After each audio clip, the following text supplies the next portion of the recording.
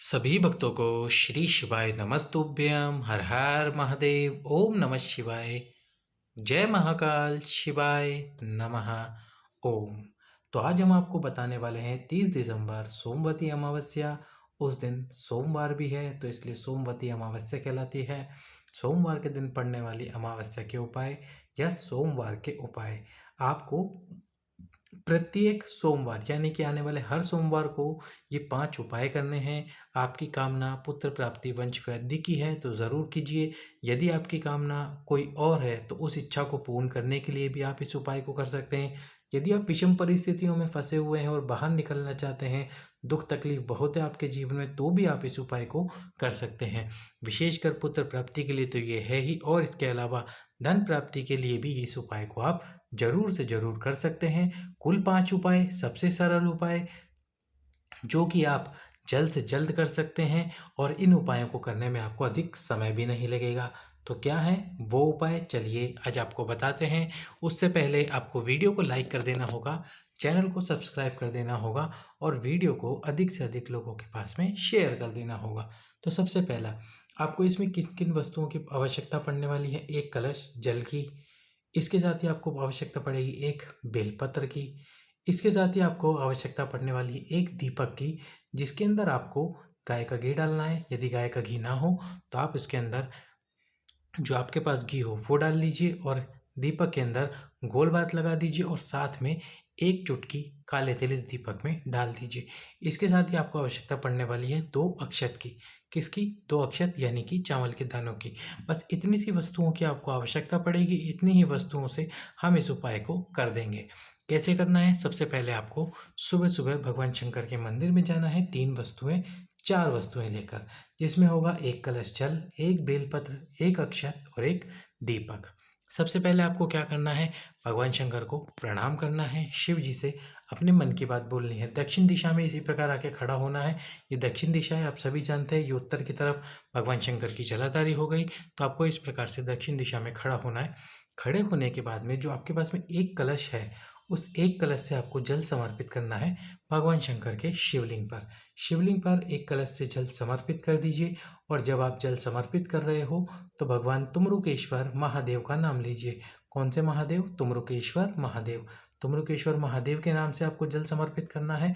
और एक बात का ध्यान रखना, जब जल समर्पित करो तो जल बिल्कुल धीरे समर्पित करना है। बिल्कुल धीरे मतलब जैसे आप जल समर्पित करते हो तो जल समर्पित करते हुए एक तो जल की धार होती है इस प्रकार से इतनी मोटी, लेकिन आपको इतनी मोटी जल की धार नहीं गिरानी है कलश से। आपको इतनी पतली जल की धार गिरानी है कलश से, ताकि आपको इतनी पतली जल की धार गिरानी है जिससे कि जल बिल्कुल धीरे धीरे शिवलिंग पे समर्पित हो। बिल्कुल धीरे धीरे आपको जल समर्पित करना है। जल समर्पित करने के बाद में आपको जो आपके पास में एक बेलपत्र है, उस एक बेलपत्र को भगवान शंकर के शिवलिंग पे समर्पित कर देना है। बेलपत्र समर्पित करते समय तुमरुकेश्वर महादेव का नाम लीजिए और आपको इसी बेलपत्र को जब आप शिव मंदिर से बाहर निकलेंगे तो अपने साथ में लेकर जाना है घर पर। तो ये हो गया पहला उपाय जो कि एक कलश जल है। दूसरा उपाय एक बेलपत्र से करना है आपको, जिसमें आपको तुमरुकेश्वर महादेव का नाम लेना है। अब इसके बाद में तीसरा उपाय, तो तीसरा जो उपाय है वो क्या है? यदि अभी तक आपने हमारे वीडियो को लाइक नहीं किया है तो वीडियो को लाइक करके चैनल को सब्सक्राइब कर दीजिए। तीसरा जो उपाय है उसमें आपको क्या करना है? जो एक चावल का दाना है आपके पास में, एक अक्षत का दाना है, उस चावल के दाने को आपको माता अशोक सुंदरी के स्थान पर दक्षिण दिशा से ही समर्पित करना है। पहले उस चावल के दाने को अपने हाथ में अपने हथेली पर रखना, अपने हथेली पर रखकर कामना करना। कामना करने के बाद में आपको तुमरुकेश्वर महादेव का नाम लेना है। कौन से महादेव? तुमरुकेश्वर महादेव। तुमरुकेश्वर महादेव का नाम लेना है। कामना करके तुमरुकेश्वर महादेव के नाम से आपको वो अक्षत का दाना समर्पित कर देना है माता अशोक सुंदरी के स्थान पर शिवलिंग में। अब इसके बाद में आपको क्या करना होगा? इसके बाद में आपको जो एक दीपक है आपके पास में, तो बेलपत्र आपने समर्पित कर दिया, जल आपने समर्पित कर दिया, दीपक आपने समर्पित अक्षत आपने समर्पित कर दिया। अब जो दीपक है उस दीपक को आपको प्रज्वलित करना है।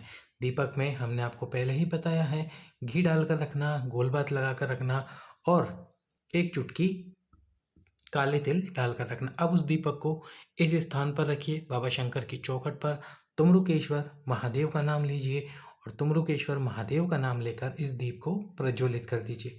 प्रज्वलित करके अपनी कामना बोलना और अपनी कामना बोलकर भगवान शंकर को चौखट से प्रणाम करना। चौखट से प्रणाम करके यहाँ पर आपका हाथ लगाना चौखट पर, ताकि चौखट पर जो रज है शंकर भगवान के, भगवान शंकर के मंदिर की रज अपने मस्तक पर लगाना है, यानी कि जो धूल होती है, जो वहाँ पर कण होते हैं, वो आपके मस्तक पर लगाना है। अब आपको क्या करना है, यहाँ से उठना है। उठकर जो बेलपत्र भगवान शंकर के शिवलिंग पर समर्पित था, उस बेलपत्र को अपने साथ उठाकर घर पर लेकर आना है और चबा चबा कर उस बेलपत्र को खा लेना है। यदि आपके पति भी घर पर रहते हैं, जब आप बेलपत्र लेकर आएँ, तो फिर आप 2 बेलपत्र समर्पित कीजिए, एक स्वयं के लिए, एक अपने पति के लिए। अब इसके बाद में आपको करना है अंतिम उपाय, और अंतिम उपाय क्या है, कैसे करना है, उसमें आपको क्या करना होगा, या तो आप प्रदोष काल में कर लीजिए या दिन में कर लीजिए। बेलपत्री के वृक्ष के नीचे एक अक्षत समर्पित करना है। जो आपके पास में 2 अक्षत हमने आपको बताए थे, उसमें से एक अक्षत आपने माता अशोक सुंदरी के स्थान पर समर्पित करा। अब एक अक्षत बेलपत्री के वृक्ष के नीचे समर्पित कर देना है। बेलपत्री के वृक्ष के नीचे समर्पित करते समय अक्षत को तुमरुकेश्वर महादेव का नाम लेना है। तुमरुकेश्वर महादेव के नाम से इसके बाद में आपको क्या करना है, इस एक अक्षत को समर्पित करने के बाद 21 बार तुमरुकेश्वर महादेव का नाम लेना है और इस बेलपत्र की 21 परिक्रमाएं करनी है। कितनी परिक्रमाएं करनी है, 21। कुल कितनी परिक्रमाएं, 21। 21 परिक्रमाएं करनी है इस बेलपत्र की। 21 परिक्रमा करके 21 बार तुमरुकेश्वर महादेव का नाम लेकर बेलपत्री के वृक्ष के नीचे प्रणाम कर कर आ जाइए। 1 सोमवार, 2 सोमवार, 3 सोमवार, लगातार 7 सोमवार इस उपाय को कीजिए। आपकी कामना अवश्य ही पूर्ण होगी। या आप किसी तकलीफ में चल रहे हैं, किसी दुख में चल रहे हैं, तो वह दुख भी समाप्त होगा। सभी भक्तों को श्री शिवाय नमस्तुभ्यम। हर हर